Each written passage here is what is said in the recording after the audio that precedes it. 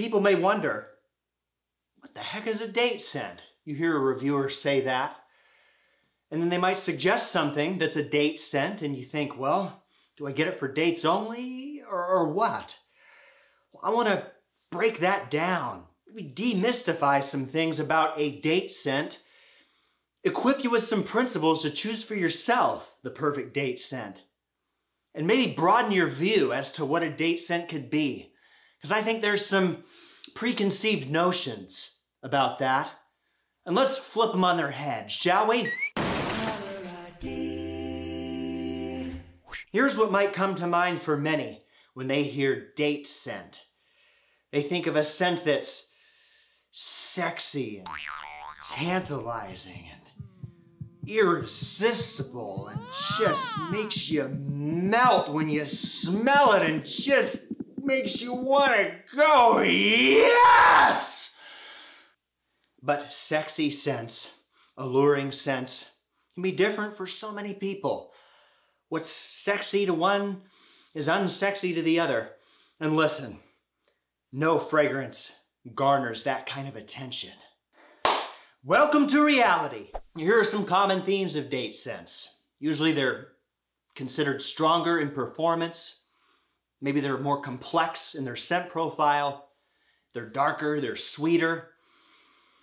And usually cooler weather scents fall into this category. But it doesn't have to be just that.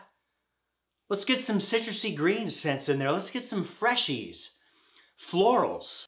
Here's the problem with those common themes that I mentioned. The sweet, the dark, the complex, the strong.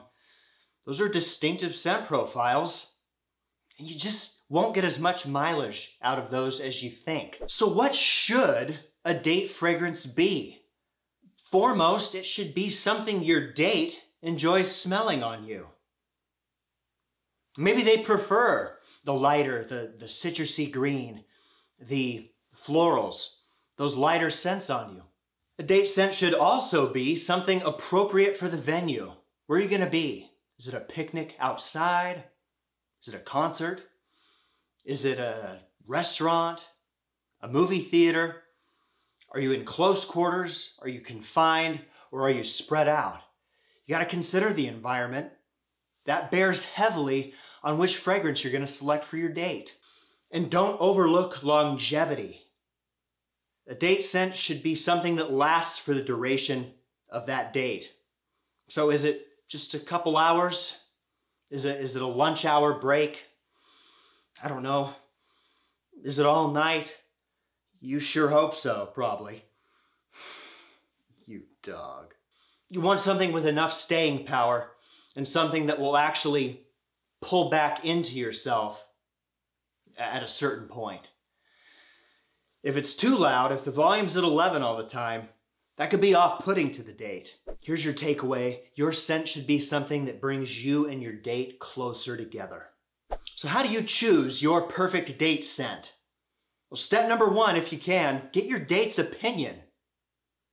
If the date likes the smell, it's a good date scent. Maybe you can't do that. If it's a first date or something, and or you don't know, well, you can err on the safe side and you can fall back on those conventions of the common themes of date scent profiles. But for the love of goodness, choose something that very few people are wearing.